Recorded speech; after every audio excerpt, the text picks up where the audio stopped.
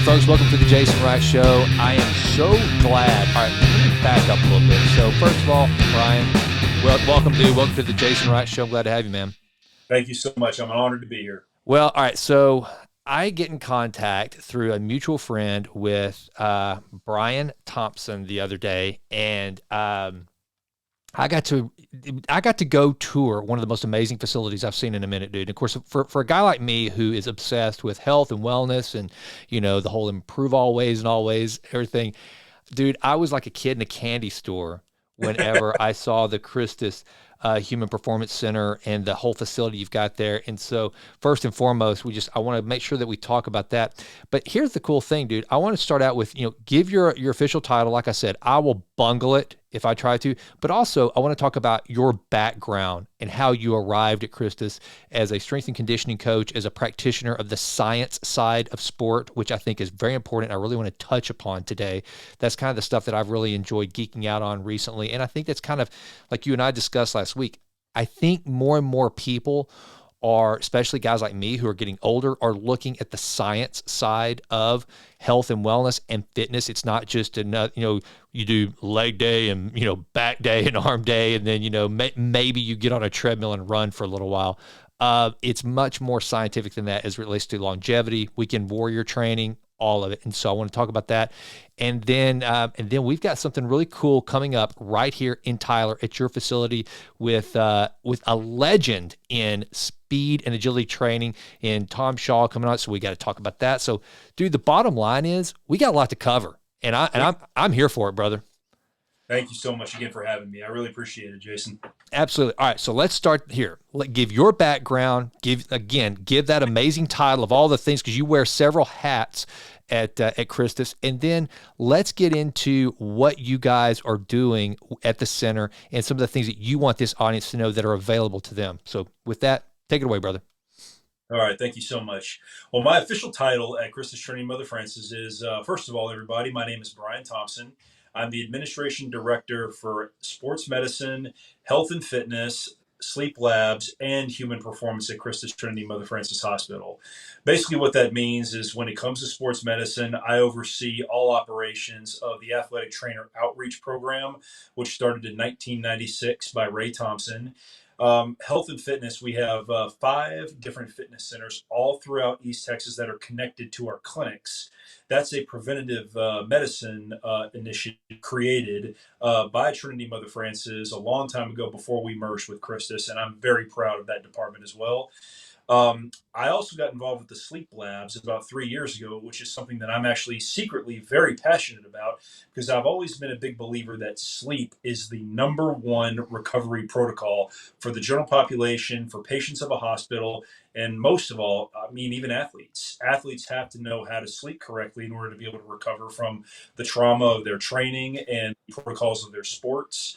And then when it comes to human performance, now I could go on for this entire podcast about what we do in human performance, but it's about making sure that we are with you for the complete journey. A hospital system is based on seeing a provider, then going to physical therapy if need be, then bridging the gap through our bridge program, but then continuing the journey forever through our human performance program. Now, you asked me a minute ago to kind of give a little bit of background on me. So I grew up here in Tyler, Texas, and I went to Tyler Lee High School, which is now Tyler Legacy.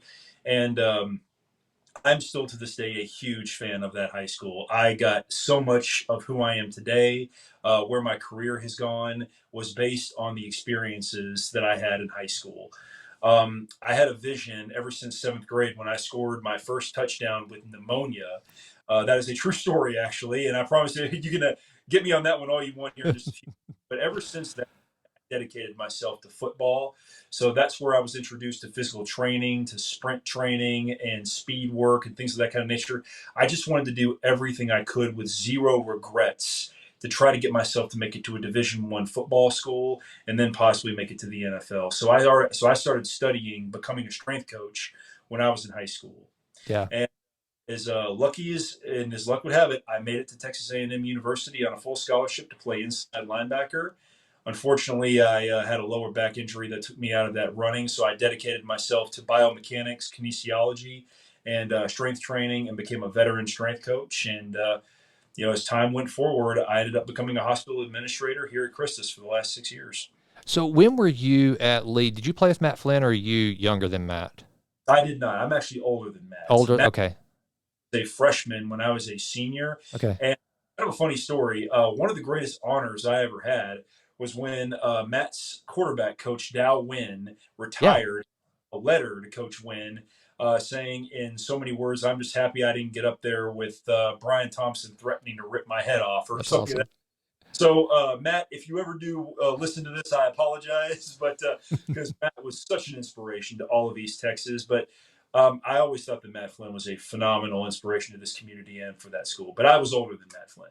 Okay, okay. I couldn't remember exactly where he fell in there, and I mean, yeah, that's the thing about now Tyler Legacy, dude. Y'all put out some incredible athletes for sure. We in Sulphur Springs, we started playing you guys. Let me rephrase. We started letting you guys beat up on us in non-district play. I think maybe my senior year.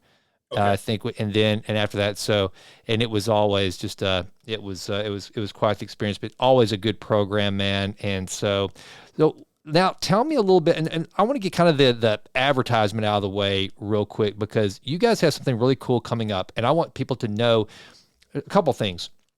You mentioned something there, Brian, that I think is very important. Is it as part of a hospital system, you're wanting to keep people healthy before they actually have to come see you. A lot of people think that, well, everything that has to do with the hospital, because they know the mothership, right? They know the Trinity Mother Francis, now Christus. They know that it's a hospital and with clinics that you go for rehab and all that. But they probably don't understand that you don't have to be a patient to actually take advantage of, especially the sports medicine portion that you're running, and then also some of the things you guys are doing outside, like the upcoming speed clinic I'd like you to touch on. So talk about some of the programs that you guys are doing for the athletes, both young and older, and then let's just move that into the speed clinic you got coming up, because that's a pretty big deal for around here, dude. Absolutely. The programs that we offer at the Human Performance Center, the Human Performance Center was created for the sole purpose of continuing the journey through the Christus process. So let me kind of touch base on that. So sometimes if John Doe, who is an athlete or the general population, comes into our orthopedic center on Broadway in Cumberland, sees a physician, and then probably is assigned physical therapy. And then once that insurance is up, where they give them anywhere between 10 to 12 sessions, is over, then they probably have an opportunity to go and work with our Bridge program, which goes through sports medicine, which is bridging the gap between physical therapy and on-field performance, or just life performance if you're a general population. But then the question remains, well, what do I do now? Do I go to a certain gym, or do I go to a certain area? The questions remain at that point in time is, where do I go from here? And Christus and myself, what my goal was to answer that question once they are finished. And the answer to that is our Human Performance Center. So we have our Jumpstart program, which is a youth program which teaches young kids how to move properly from a motor behavior pattern, but making it fun. But at the same time, they are learning how to use their bodies in the proper ways as a young kid. They're learning how to run, they're learning how to do proper just movements, but everything is fun, so their concentration remains where it needs to be. And then we have a development program, which kind of moves into more of the middle school aspect of it, which means that we start bringing in a little bit more strength training. It gets a tiny bit more intense, but at the same time, it's all about structural balance and motor behavior, and teaching kids at that age how to move better.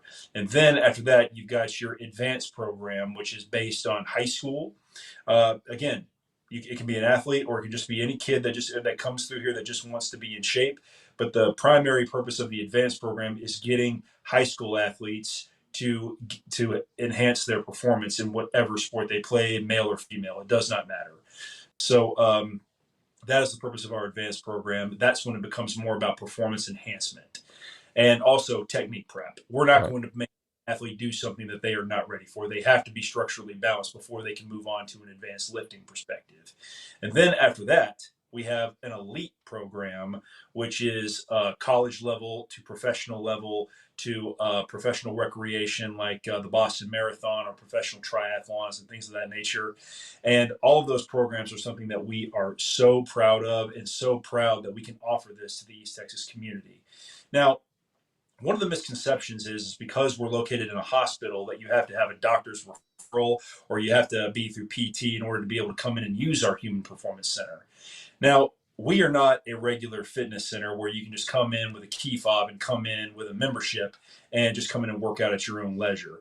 We believe that science is our science is results, which that you've got to that when you come in, you're going to be under the tutelage of a professional strength coach. We have 3 on staff at this moment in time: Ryan Dupre, Bryce Tomlin, and Taylor Knox. All 3 are professional strength coaches, and they will work with you in any way that they can. And it all begins with our structural balance assessment, which I'll touch on here in just a little while. But Jason, like you said, though, to kind of lead in from the programs, I'll lead in now, though, to another opportunity that is coming in. But we have partnered with one of the greatest strength coaches that America has ever seen before, which is Coach Tom Shaw. Coach Shaw was a former strength coach for Florida State. He was also the former strength coach for the New Orleans Saints. He was also the strength coach for the dynasty New England Patriots when they during their big Super Bowl runs when Tom Brady was there.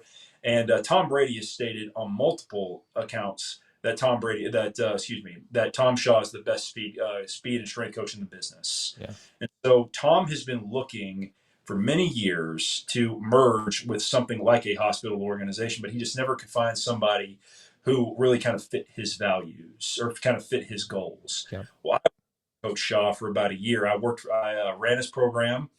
Personally, I did his program when I was in high school. Worked for him for about 6 months in Orlando, Florida. And as luck would have it, he has partnered with Christus, Trinity Mother Frances Human Performance Center. We are now officially going to kind of release and announce his program at our speed clinic coming up this Saturday out at Tyler Legacy High School from 8 o'clock in the morning until about 1 or 2 o'clock, depending on the educational protocols. But we are so excited to have him become a part of this. Now, I know I'm probably speaking a lot about Coach Shaw right now, but the cool thing is, though, is that he has worked with personally with Dak Prescott from the Dallas Cowboys, the Khalil Mack, famous linebacker from the Chicago Bears, now for the LA Rams. Also, Derrick Henry from the Tennessee Titans is one of his primary clients. And he has just worked with the best of the best in the NFL, and he has consistently put up the #1 times at the NFL Combine for 30 years. So we just could not be more excited about this speed clinic and giving these kids, these athletes, and these parents the opportunity to be trained by the best in this industry. And how can people find out? How can they register, and how late do they have to register? I know it's this Saturday, so how late can they sign up? You can sign up simply by going to eventbrite.com and just type in Christus Speed Clinic. It'll take you right up to it, and you can sign up right there. Or you can call the Human Performance Center at 903-606-8855. And one of our strength coaches or our unit secretary can sign you up right there over the phone. There is a small fee of $20 to be able to participate. And let's see. Right now, those are kind of there's also flyers that have been going out to all of our local schools that we represent, and there's a lot of them around town. If you have a flyer for the Speed Clinic, there is a QR code that'll take you right to Eventbrite. But my advice would be just to go to eventbrite.com, type in Christus Speed Clinic, and you can sign up right there. All right, awesome. Great opportunity for athletes all over East Texas to be able to come take advantage of this. Now I'm going to tap into your background as a strength and conditioning coach. Let's just say, when I was in high school, I was a pretty fast white boy. I ran my best time ever was a 4.45 in the 40. So let's say, and of course that was back in the day. I mean, I'm old, right? So back in the day, I go, well, I'm fast, Brian. I don't need any strength or agility coaching. How are you going to actually make me faster? So for the athlete that's actually listening to this, how important and how much can an athlete move the needle? Not just from a performance perspective of, okay, take that 4.45 to a 4.4, an actual, shave some time off, but also injury reduction, better form, just all, do I really need that if I'm just naturally gifted as an athlete? Talk to some of the actual science behind actually getting some science behind the training that you're doing. the thing that you need to understand, this is a quote that I have learned many years ago. And also, I was never a naturally gifted athlete. I was always a good athlete, but I was a never naturally gifted athlete. And one of the things that I realized, because I was so passionate about making it to a Division I university, and I was so passionate about football, I wanted to do whatever it took to enhance my game and get to that level. And the only way I knew how to do it was to learn how to get faster.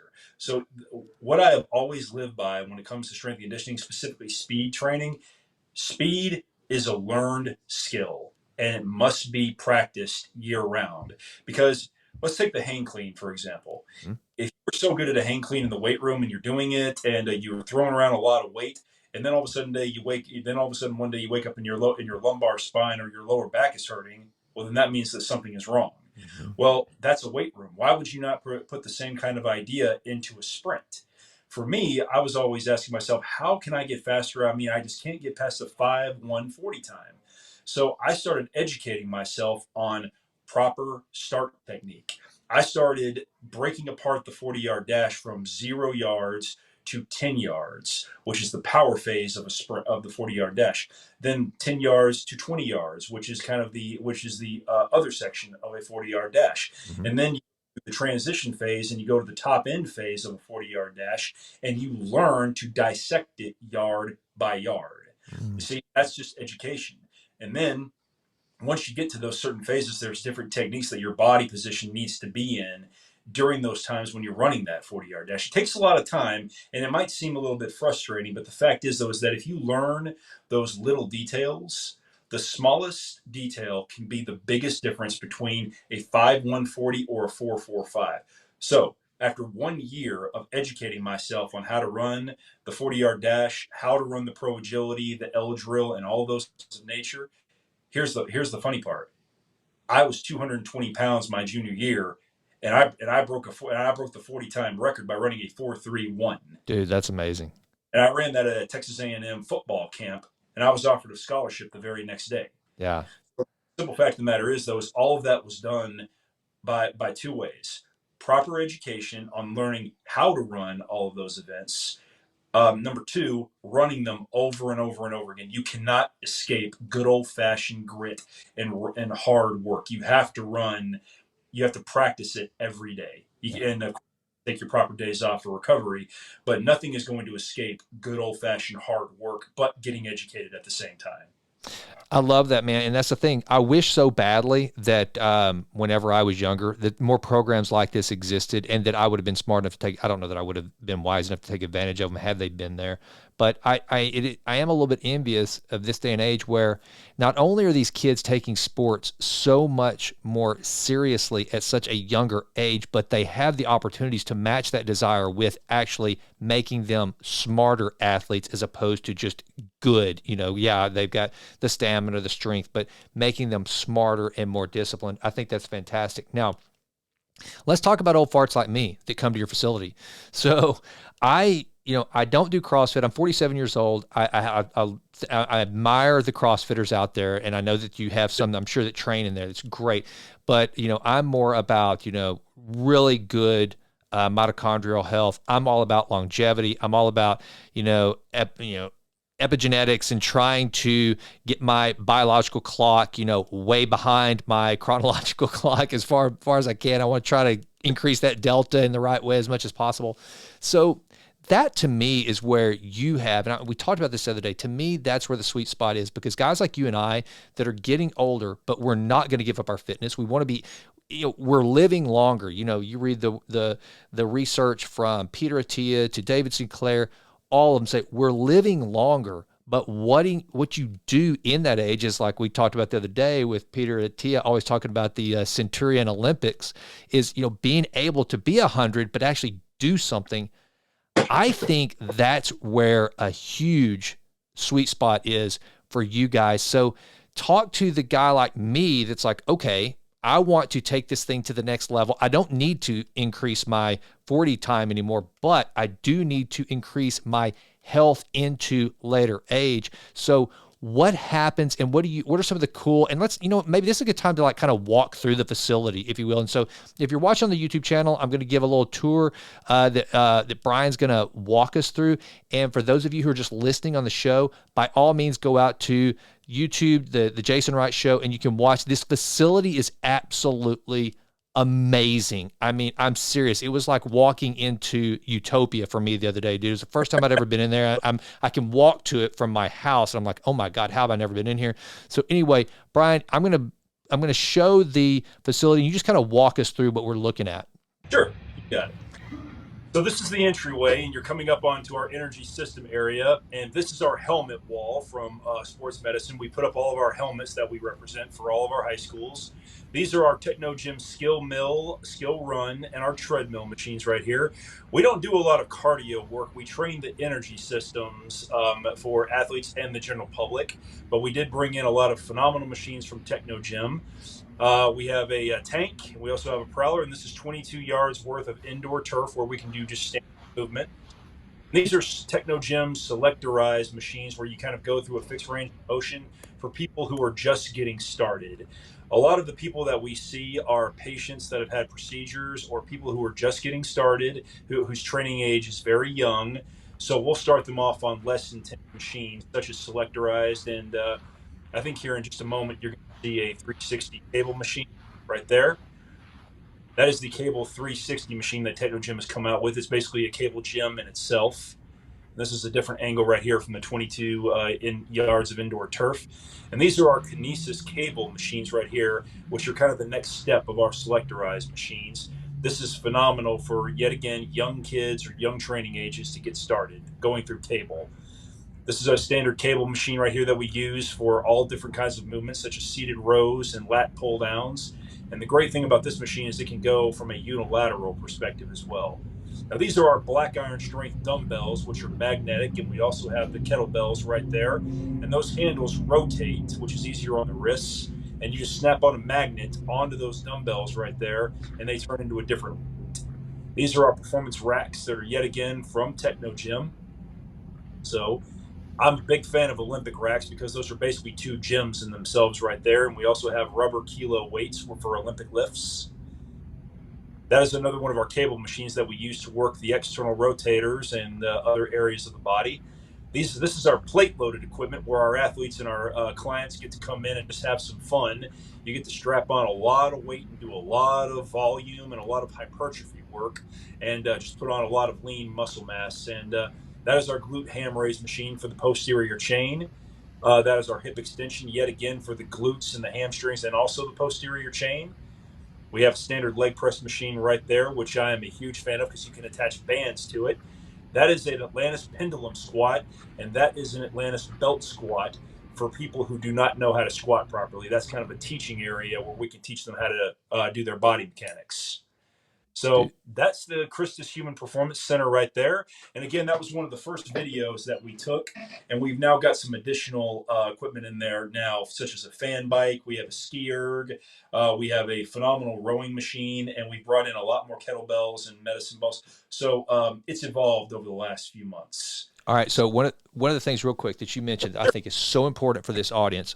A lot of people will say that don't geek out on this stuff like you and I do, and they don't understand that, because you mentioned a lot about lean body mass and strength training, and less cardio, more strength. Talk to this listener, especially going kind of where I led into that tour.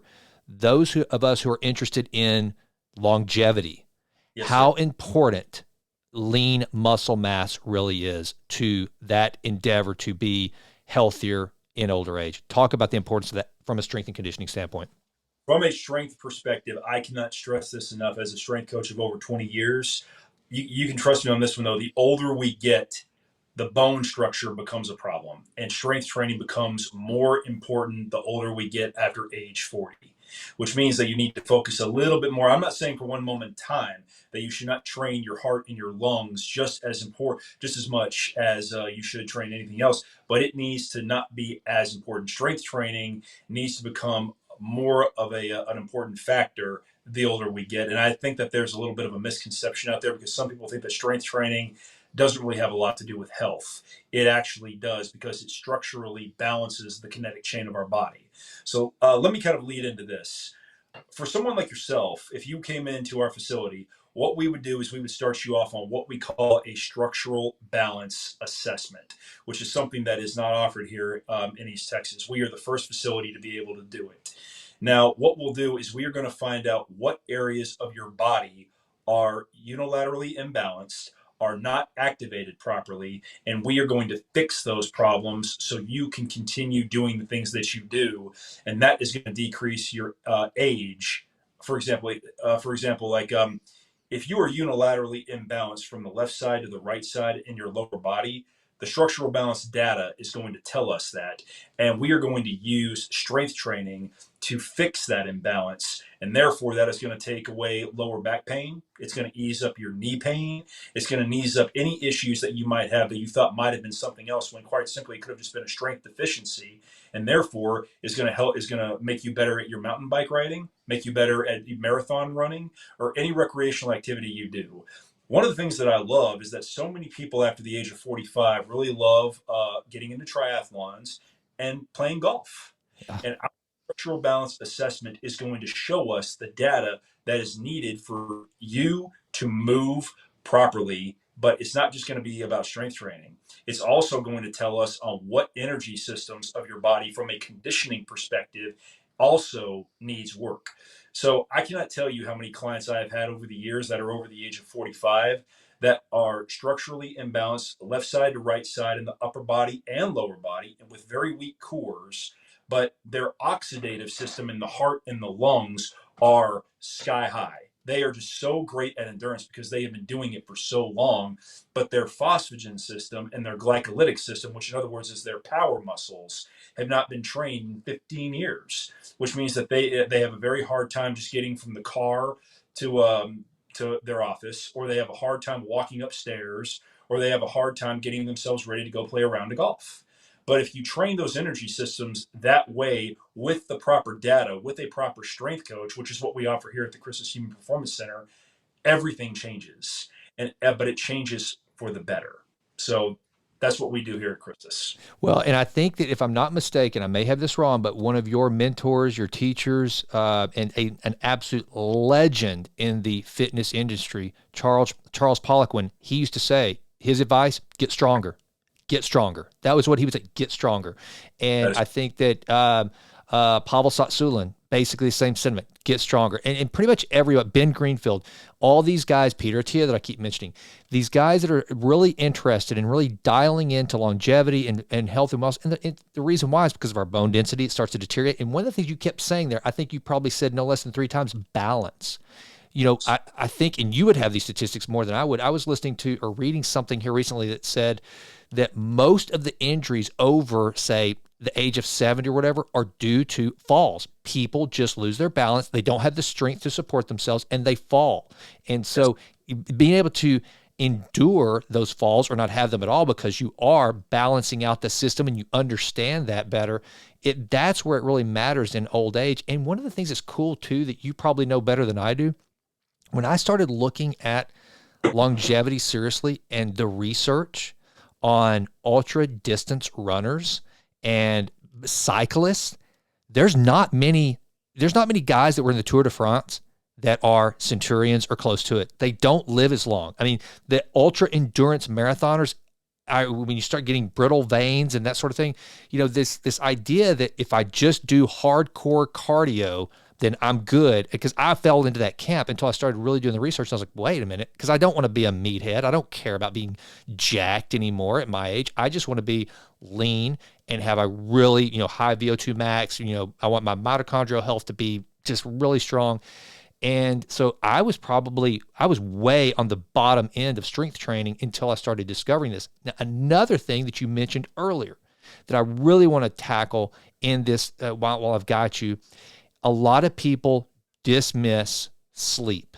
They think, they say things like, I'll sleep when I'm dead. They say that they wear it as a badge of honor that they're up at 4 a.m. regardless of what time they go to sleep.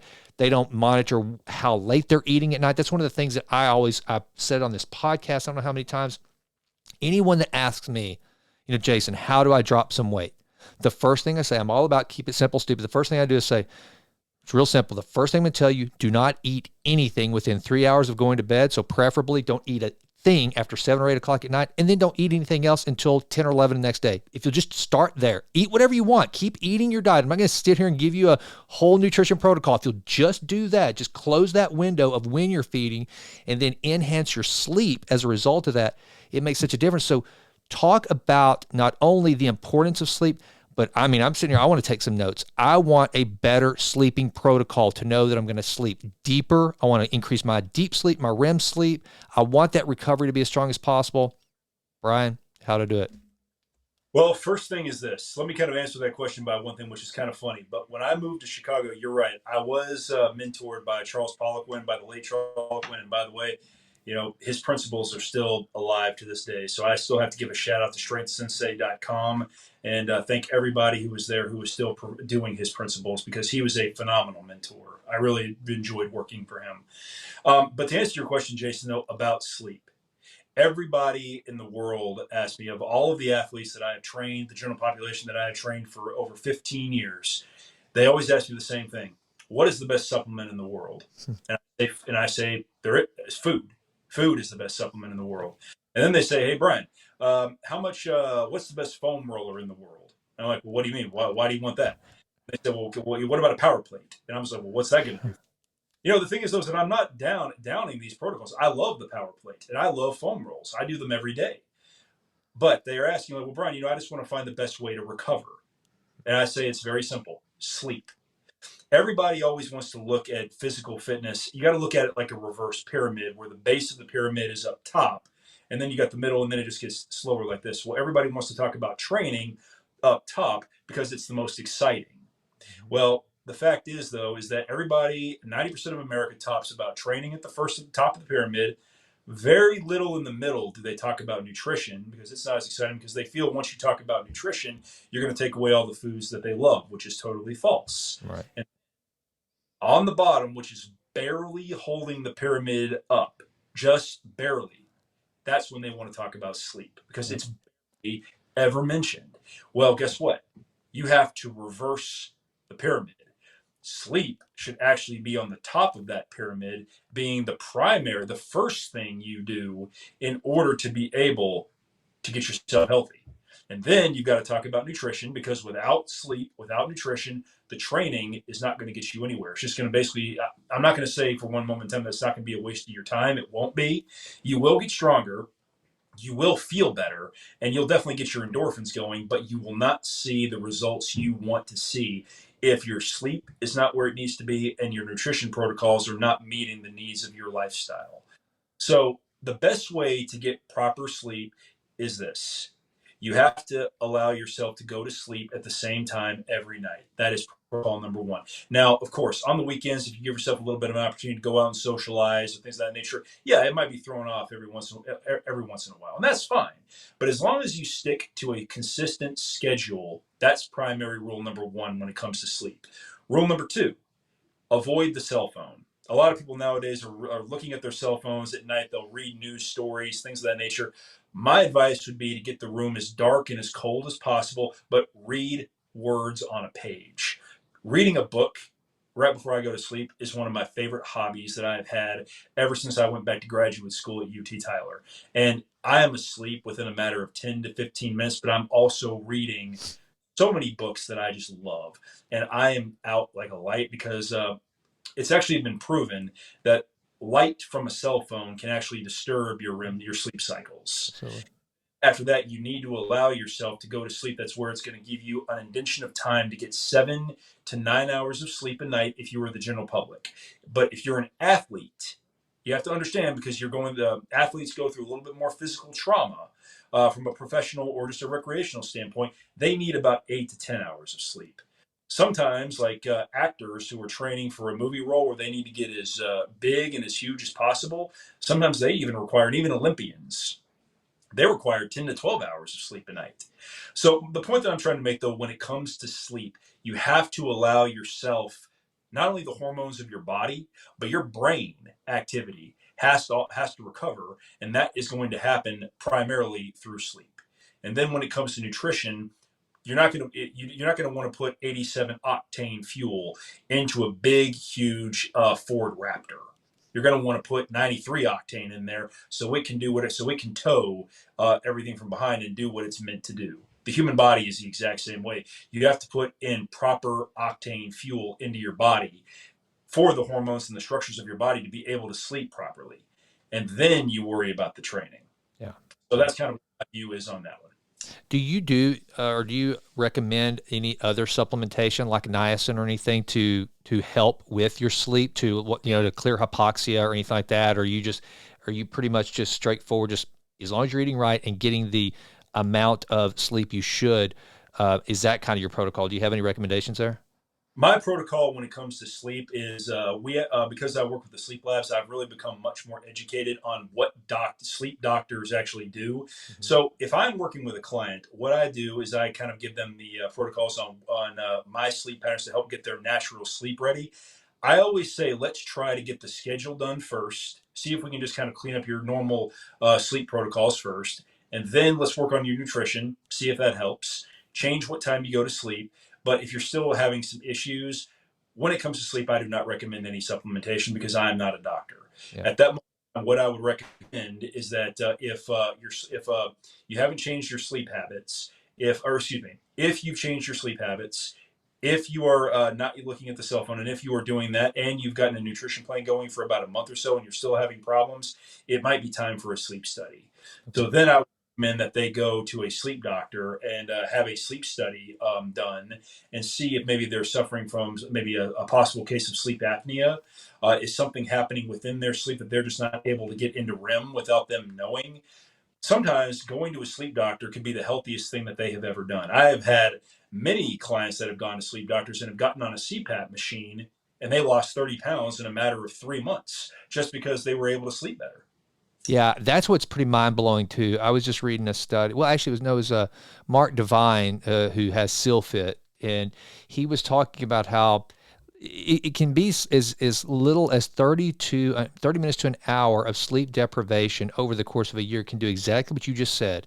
It can add as much as 15 pounds of extra body weight that you don't want because it does jack up your hormones. And also talk a little bit about from your experience, because one of the things I harp on a lot, I've written articles about it, I've talked about in this podcast, the circadian rhythm, and basically getting in touch with the way our body was designed. And as Dr. Gus Vickery out in Asheville, North Carolina, that's been on the show, he talked about, I've used this several times, I love it. He said, anything that has been designed for a purpose, that design must be honored. And when it comes to the circadian rhythm, the way our bodies were designed, they're meant to function in such a way that like you said, looking at that blue light at night in your body thinking that it's daytime is going to completely reset your circadian rhythm, right? So how important have you found it for people to just kind of at least have a surface level understanding of the circadian rhythm and when we're supposed to eat, when we're supposed to sleep, to get the greatest yield for those functions? Well, when it comes to the circadian rhythm, so much of sleep hygiene, I guess you could say, or sleep patterns, or basically sleep protocols, so much of it is individual. Now, different people. Now, when it comes to the circadian rhythm, yes, the human body is meant for a specific purpose. Now, and it is meant that it does need to go to sleep at a certain time. When it's dark outside, the body naturally is going to believe that it needs to go to sleep. That is true. However, there are some people in America that actually do have night jobs. Shift work, yeah. Have to change things up a little bit though, but it doesn't mean for 1 second though that things cannot be adjusted. But the circadian rhythm can be individualized, but only to a certain extent. You always have to honor the human body. If you don't honor the human body, let me tell you something, it's not going to honor you.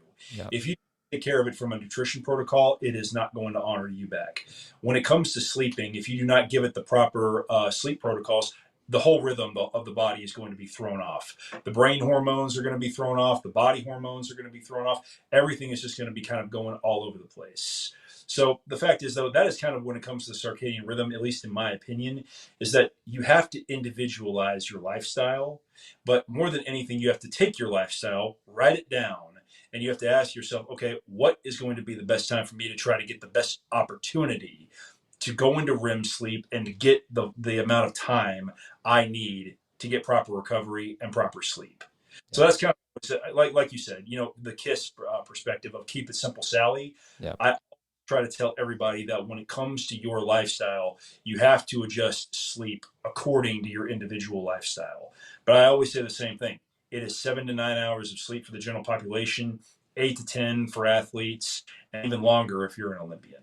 And one of the things too that I know a bunch of guys that are like around my age, when you get over 40, one of the first things that a physician is going to do, and I'm not saying it's good or bad, I'm just saying it's just a thing right now.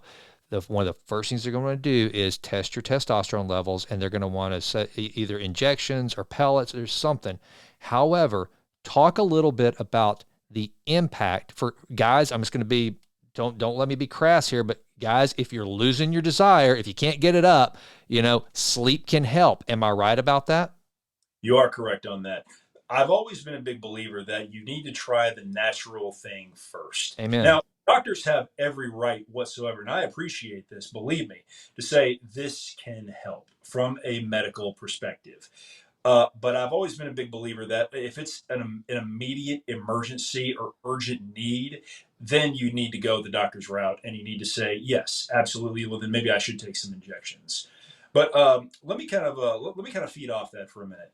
One of the people that I very much admire, I just recently read Can't Hurt Me by David Goggins. Yeah. What I love about his book is that he had so many issues after he was done with all of the amazing accomplishments he had from a physical perspective. But he never stretched. Yep. And suddenly one day it was almost as if he felt like his life was about to end. And then suddenly he just started stretching a little bit and started recirculating his body.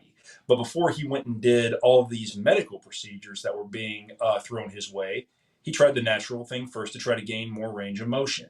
And the next thing you know, he was back on ultramarathon running within about a year after his body started getting recirculated. However, with all the trauma he put himself through, which, again, if he hears me saying this, again, more power to him. I admire him.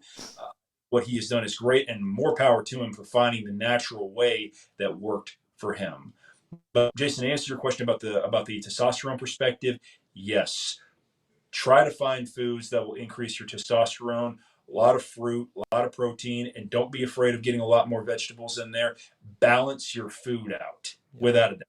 And then at that point in time, you've got to try to get your sleep under control, because if you do it the natural way and get yourself naturally healthy, that's the best way to approach it at the very beginning, in my opinion. I could not agree more, man. And I can tell you, again, not to divulge too much information. Mrs. Wright would, not be pleased with me in that regard. But the bottom line is, since I do not drink any alcohol. And again, I've said this before on the podcast. I have no problem. I mean, I grew up in a drinking family. I see no problem with having a drink. But just whenever I decided to try to be as young biologically as I could possibly be, and to be as clear-headed and to really get serious about trying to kind of crack that Benjamin Button code, if you will, is I abrogated all drinking. And then whenever I started really getting serious about the nutrition, which I've always eaten pretty well, but really dialing into those things, I can tell you one of the single biggest changes has been my testosterone levels, my, again, and everything that means. I mean, look, I mean, this is, again, to the audience, we're talking medically here. It is scientific, but it's some of it can sound kind of crass, but there is, when dudes wake up in the morning and they're healthy and their testosterone levels are at a certain level, there's something that happens to their penile region, that whenever you wake up. I mean, Joel Green was on Mark Bell's podcast not too long ago, and Joel's a mentor of mine. He's like, yeah, you want morning wood. The bottom line is you want morning wood, and the older you are and you're still having morning wood, again, folks, disclaimer, I'm not trying to be crass. This isn't meant to be funny. It's just medically true. Then that means that things are working better. And I can tell you, I just, as a healthy guy that really decided to get serious about it, it has been such a game changer. And that goes back to what you guys are doing at the Human Performance Center, that I want guys my age to know that, Okay, if you have the beer gut, if you haven't had morning wood since you were in college, if you are not able to get out and walk without getting out of breath, that doesn't mean you can't start to reverse that process with some of the protocols that you're talking about, Brian. Like, just start with good sleep, eating the right things. If you still want to have drinks, no problem, but don't do it after 8 o'clock, except maybe on the weekends or whatever, right? I mean, I have seen such a dramatic change in and this is a guy, we talked about, me, you, Cooney, all of us that have been around Tyler for a long time. I've been working out forever, but when you take it to the next level and then to have a facility like yours and coaching like what you guys are offering to partner with these middle-aged warriors, dude, you can literally take, at least from a feeling standpoint, years off of your life. I mean, right? I mean, you don't have to settle for wherever you are, wherever that is right now.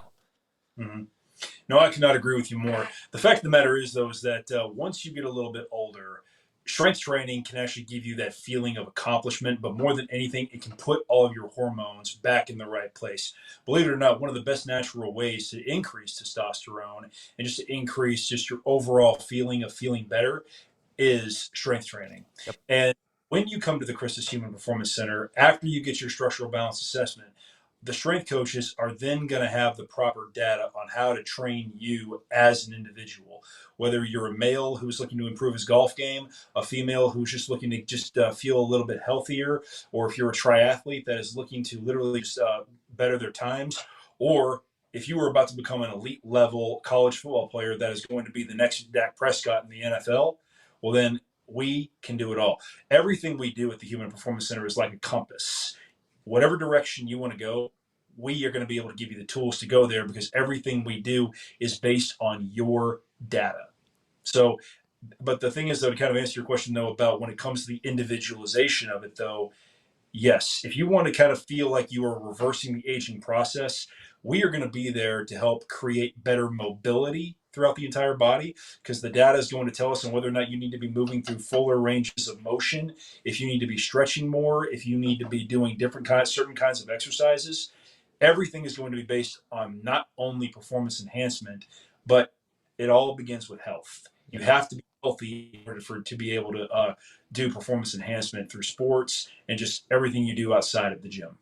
Well, and that's the thing too that I love about what's going on at the Human Performance Centers, and you and I talked about this last week. Physicians just do not have the opportunity to be with you every step of the way. You come in, and usually, unfortunately, unless you go get your normal physical or whatever, you're going because something's gone wrong, and all they can do is, given their workload, they're going to diagnose and prescribe. And that prescription may not be in the form of a drug. It may be, hey, here's some activities you need to do to get that VO2 max up, or whatever the case may be. But they need a functional health coach or someone beside them. You and I, we eat, breathe, and sleep this stuff. I mean, this is why my podcast has taken this direction. I love this. And so this is the closest. I don't golf. I don't do anything else. My closest thing to a hobby is health and wellness and learning about, the human body and anatomy and how to, optimize it to the highest degree. But most people, they're living their lives, man. They're practicing law. They're an accountant. They're working on cars. And so to be able to have the ability to hear this, but then a facility to kind of walk them alongside it, dude, I mean, that's just, and again, it's not just about going and getting a trainer. No, I think a functional coach that can tell you every aspect and then have the facility to walk you through it. It's kind of, I cannot more highly encourage people to take advantage of, whether it's at Christus or not, just jump in and you will feel better. Your life will be better. You'll be happier. Your moods will be better. The whole improve always and always, a huge part of that is to try to, I hope that, people hear me go on about this stuff and go, maybe I'll try some of that, because your life will be better. And bottom line is, I'm selfish. If I want to be around people that are happy, so I want everybody to get in shape and find joy and be spiritually, mentally, physically well, because they'll just be better. If I happen to bump into them, they'll be a lot better to be around, dude. So, kind of ironic that you said that, Jason, because when I was in Chicago, I was actually going crazy on trying to find a recreational activity. And what was funny is that my brother actually started running warrior dashes. And but the Warrior Dash unfortunately is no longer around. But I didn't realize what it was, and he kind of explained to me that it was an obstacle course race, and I was like, "Oh, that's it. I'm going to go sign up for one." And then a friend of my wife's at the time mentioned something called a Tough Mudder, and this was when the Tough Mudder was brand new. Well, as crazy as this is going to sound, I just signed up for it. I Oh, just went wow. to the signed up for it, didn't really research it. And then we drove to Wisconsin, which was about an hour away at a ski resort that didn't have any snow on it at the time. And I'm thinking that this thing is only going to be about maybe, maximum 3 to 5 miles. As crazy as this was, I just signed up, didn't really research it. Well, anyway, then my brother called me and asked and heard that I was going to be doing this. And I told him I was running the Tough Mudder. And he was like, "Are you crazy?" I was like, "What are you talking about?" And he was like, "Brian, those are 15 miles. Yeah. At least time." And I almost had a panic attack. I was just like, "You've got to be kidding me." But I went ahead and ran it. It took me about 4 hours to do it. But where I was so proud was I completed every obstacle with a grade of 100%. I didn't fall off any of the balance bars. I got through all the monkey bars, and my life changed dramatically at that point because I decided to stop focusing on just strength, power, and speed. Yeah. I decided putting more of a focus on endurance and stamina, work capacity, flexibility, all kinds of things. So I just wanted to become, as much as I could at that time, the complete athlete to be able to do OCRs. So I dedicated myself to Tough Mudders, Spartan races, Warrior Dashes, and everything. And it was wonderful. But there's another lesson to be made in that. Like you said earlier about how that we have a lot of attorneys, accountants, and people that are sitting down all day that just sometimes, unfortunately, don't feel like they have the time to be able to take care of themselves from a physical standpoint. Well, I was a 20-year veteran strength coach that got a phone call from an administrator at a hospital. And they were just like, "We need a different kind of set of eyes on our sports medicine and health and fitness program. Would you like to, be a part of this?" Well, in my opinion, all of the training that I did for these OCRs gave me the courage to say yes to do that. And what I did when I first started this job is when I would get assignments, it took a long time that I was not used to get these assignments done, but I started training for endurance. And so my mindset started saying, if I can train for an obstacle course race that is 15 miles long and have that kind of endurance to do that, I can get this project done. If they said they need it in 6 weeks, but it might actually take 6 months, I have the mental endurance to be able to do that. Same thing if there is a project that needs to be done immediately that just came up right away. Well, guess what? I trained for speed. I trained for that. Well, then I can easily get this project done as fast as possible. The point is, though, is that you can take these training principles from the physical standpoint, and if you train for something specific, well, then you can easily put it into your business as well. And it's going to turn you into a better lawyer. It's going to turn you into a better accountant. It's going to turn you into a better parent. Yeah. It's going to turn anything that you want. But the point that I'm trying to make, though, is that here at Christus Training Mother, for instance, that's what we teach. We don't just teach you everything we do here for the sole purposes of just training to train you. We are trying to show you what you are capable of, both in and out of the training facility, so you can continue the journey with whatever it is that you were trying to accomplish. One of our trademarks here is that we are with you for the journey. Brother, you're talking my language there. You were talking my language, because that's the thing. We are built for struggle. We're built for battle. And let's face it, by God's grace, we don't have to run out of a cage and avoid the saber-toothed tiger to hunt our food and everything. But the bottom line is we were designed to do that. And we're in a habitat now that is pretty cushy, pretty comfortable. You can go crush 1,000 calories in 5 minutes and you can go get it in the air conditioning of your car. You don't have to exert any energy. And that's a blessing. But with that, people need to realize exactly what you said, that we are capable of so much more, and that physical training, it pulls it out of you and it can be applied. I think going back to Goggins, and that's a great book recommendation too, Can't Hurt Me. David Goggins, the dude is on another level. He's an animal, one of the best books I've ever read. And just, I couldn't more highly recommend it. Which brings me to kind of, as we wrap this thing up, Sure. would you? I'm a voracious reader. I read a book a week. So what are some of the things that you do outside of your vocation? Like we just talked about, what are you doing to keep the instrument sharp as far as your mind? Your spiritually. What are some of your daily protocols that you do to make sure that you are constantly maintaining an optimized life? And by all means, tell me some of your favorite reads, either presently or past. Well, I'm an avid reader. There is absolutely no doubt about that. But here's the funny part: I didn't become a real big avid reader until I went back to graduate school, Same. back to Tyler. See, the funny thing is, though, that I learned very early that I need to learn the language of a hospital administrator. Mm. So, in my late 30s, I decided to go back and get my MBA in executive healthcare from UT Tyler. So that's where I started doing so much more reading because I didn't have a choice. I needed to learn the language of hospital administration. But the older I got, the more I became, I was like, you know what?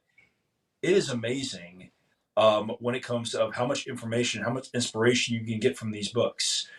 So, if I have any recommendations at this point in time, I would have to say that anything from I think Mark Devine is the one who wrote Seal. He wrote 8 Weeks to Seal Fit, correct? Oh, yep, that's it. Yeah, Mark Devine. Yeah, I've Yeah. just, what's crazy? I have just recently discovered Mark Devine. I mean, I eat, breathe, and sleep this stuff, and I'm like, how? And I don't even know who introduced me to Mark Devine, but I'm like, this dude's a stud. And I think he's 58 now, and I'm like, dude, if I look like that and I can do what Mark's doing at 58, God, I'm crushing it.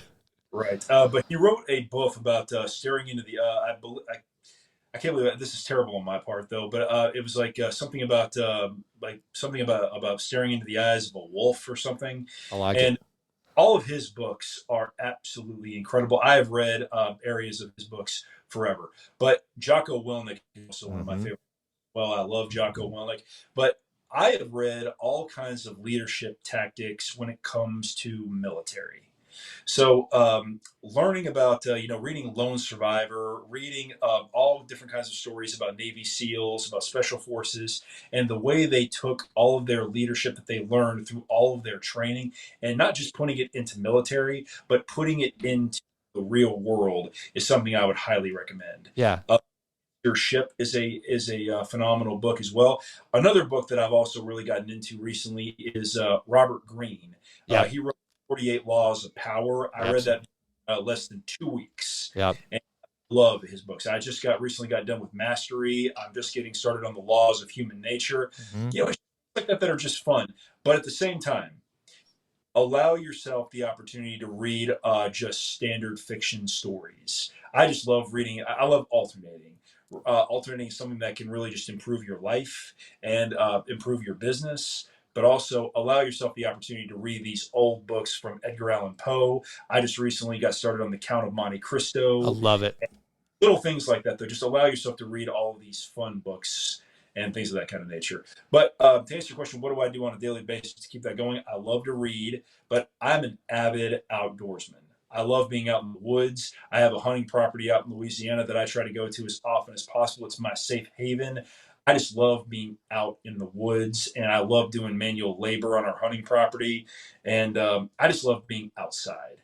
And I'm also an avid mountain biker. I played the drums ever since I was 6 years old, and I'm a big believer in work-life balance. If you don't give yourself the opportunity to laugh every single day and smile at what you're doing outside of work or when you're with your family or things of that nature, you've got to give yourself that opportunity to just be yourself for a certain amount of time every day. If every moment of your life every day feels like business, you're going to get burned out. You got to give yourself the opportunity to kind of regroup and ask yourself, I've got to do the things that I'm doing all this other stuff for. Yeah, I could not agree more. And it's funny. So I just realized who introduced me to Mark Devine. It was Josh Tomlin, Unbeatable Mind, and it has on the cover of him, if you can see it on here, right there. That's why you said the wolf, because he's staring in the eye of a wolf. Yeah, I'm like, I recognize that. I was like, oh yeah, Josh Tomlin gave me that book. I haven't read it yet, but now, and it's funny because he gave me the book, and then somewhere Mark Devine snuck into my subconscious, and so now I'm going to have to actually go read that book. But and I'm like you, man. I think going back to the classics it's not just for the entertainment sake, but also, reading is push-ups for your brain. And when I was in Mexico this past week, I just read Light of August, one of William Faulkner's most, profound works. Dude, I mean, just it was so good. And then I reread The Art of Impossible. If you have not picked up any of Stephen Kotler's stuff, I've got one right here that I'm doing some research. I'm using for research. What I do with it, The Rise of Superman on Flow, and then Bold, his book by he and Peter Diamandis. I think you would totally dig those. And then, of course, the Robert Greene Library. You're right on. That was Ryan Holiday's mentor, and all of Ryan Holiday's books are phenomenal if you like stoicism, that sort of thing. So it sounds to me like, dude, we could sit down and just have a powwow about some good books, dude. We need to do that Oh, sometime. one of the So ones that I've been highly, and this one's I have over here. We're in my office right now, and I have an entire section of books right over here. But one that I would recommend is First Fast Fearless by Ed Heiner. This one is one of the leadership books that I have read based on basically taking the leadership of Navy SEALs and putting it into the real world. But this was one of my favorites. Just so many things in here, just kind of really just when you get triggered, when you read something and it triggers you, highlight it, write it down, and just try to use it as inspiration. But this was one that really got my attention. So I good. really All right, I'm going to put that in the show notes too. And I have not read that one, so I'm going to order it as soon as we get this conversation over. First, Fast, Fearless. That was that it by Feiner. Ed Okay, Heiner. Yeah. Heiner. Okay, very good. All right, brother. What else do we need to cover, dude? We covered some ground. We sure did. I guess maybe from a closing perspective on here is first off, Jason and everybody who is going to be watching or listening to this podcast. First off, I can't thank you enough for the opportunity for this, though. But one of the things that I've led to conclude, though, about all of this, though, for me is that I was a kid who grew up in Tyler, Texas, who once he scored one touchdown when he was in seventh grade, when he had pneumonia, suddenly I had a vision of playing football for as long as I possibly could, as long as my body would allow me to. And I got so lucky at such a young age to know what I really wanted to do. And because of all of that, I trained for years, 3 times a day. I would run sprints in the morning. I would train with my teammates in the middle of the day, and then I would go and train with a coach at a private gym with Olympic lifting and strength training. And I would run hundreds of sprints a week and educating myself on how I could become the best athlete I possibly could. But at the same time, I always balanced myself to always have fun. But all of those lessons I learned back then, I took to Texas A&M, and when I got injured, those lessons came right back into my mind yet again when my legs felt numb for months because of my injury. So I had to kind of transfer all of those lessons to rehabbing myself back to health again. And I got so lucky because I got into bodybuilding for about 3 years, and I recovered from my back injury. Couldn't take the hard trauma to the shoulders from football, but I was still able to be in the gym and making friends, having fun, smiling, and having the courage to stay at a school like Texas A&M. Yeah. And I just could not have been. And it gave me the courage to um, get my master's degree at the University of Southern Miss, have the courage to go after a job that I loved, which was being a strength and conditioning coach and a personal trainer. I got to work with Scott Bennett, who's now the president of the CCA, Mike Clark, who was a Super Bowl champion, who was at A&M for many, many years, and Super Bowl for the Seattle Seahawks. And on top of that, I really give training and taking care of myself physically, giving me the mental courage to contact a guy like Tom Shaw and getting the opportunity to go and work for him for almost a year and being a part of his program for so long as I was. He is now a friend.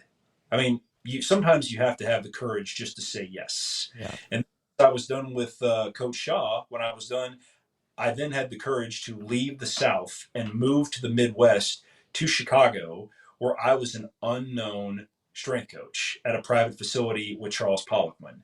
Now, not only that, I had the courage to say I would like to work with Coach Poliquin personally, ask him questions, get to know his methodologies, but also I had the courage to still have a learning mind. I had worked with so many great people up to that point in time. I could have easily just turned off the learning section of my mind and say, I'm done. But I didn't know enough about strength training at that point, so I wanted to learn from the best. So that's where Coach Poliquin came into play, and I took all of his methods, and they're now with me to this day. But all of those methods from Coach Clark, Bennett, Coach Shaw, and Coach Poliquin are here at the Christus Trinity Mother Francis Health System. That's what we do here, but we teach so much of our people through physical training to have the courage to go out and say yes. And the thing is, though, is that also after all of those years of being a strength coach, especially in Chicago, I worked with the Chicago Bears the Blackhawks, the Cubs. I got to meet the Reinsdorf family that owns the White Sox as well as the Chicago Bulls. So many opportunities came up in Chicago to the point where I got to become friends with the most powerful family in Chicago. And it was just an honor for everything that we did there. But it was all done by just having the courage to say yes. And then, more than anything, one of the scariest phone calls I ever got was saying that, Mr. Thompson, we would like to hire you at Christus Trinity Mother Frances as a hospital administrator. And here I am, a strength coach of a little over 15 years and no experience. But again, having the courage to say yes, and then coming here and kind of taking all of those lessons that have come from beginning with strength training and speed training and taking all of those details. And now here we are 6 years later, and now this Human Performance Center has now become a reality. Our sports medicine program has tripled, and we are now in Sulphur Springs, by the way, which we weren't about 3 years ago. So we are so happy about that. We're now in Texarkana. We're now in Longview. We're expanding like crazy. Our new orthopedic building is up. So my advice to everybody out there is to just no regrets. Every day you've got to go to sleep saying you've got to have no regrets, and always have the courage to say yes, even if it's out of your comfort zone. Amen, brother. Amen to all that. And yes, thank you for mentioning my hometown of Sulphur Springs, which I love and adore, dude. I am so proud of my hometown. So yes, I'm glad you guys are there. And man, thanks for this time, Brian. This was awesome. All right. So absolutely, dude. Even contacted me after I got in touch with you. I couldn't be more honored to be a part of the show, Jason. So I can't thank you enough because, like I said, I know we have a lot of people that we both know here in Tyler, and couldn't have said enough good things about you. So the fact that you even gave me the opportunity to be on this, though, I can't thank you enough. Thank you so much. Absolutely, brother. Well, you're not going to be a stranger to the show. I'll be bugging you to get on here again. And sit tight. I'm going to give a little sign off for the YouTube channel. Hey, folks, if you happen to be watching this on the YouTube channel, please click subscribe. Put some comments in there to get the algorithms going. I'd be greatly appreciative. And also, don't forget to give us a 5-star rating on iTunes if you're listening to the podcast. This has been an incredible conversation with Brian Thompson. Brian, thank you so much for being here. And thank you, folks, for joining us today on the Jason Wright Show. And remember, no matter what you're doing, no matter how old you are, no matter how young you are, always endeavor to improve, always in all ways. He's Brian, I'm Jason, and we are out. Thanks.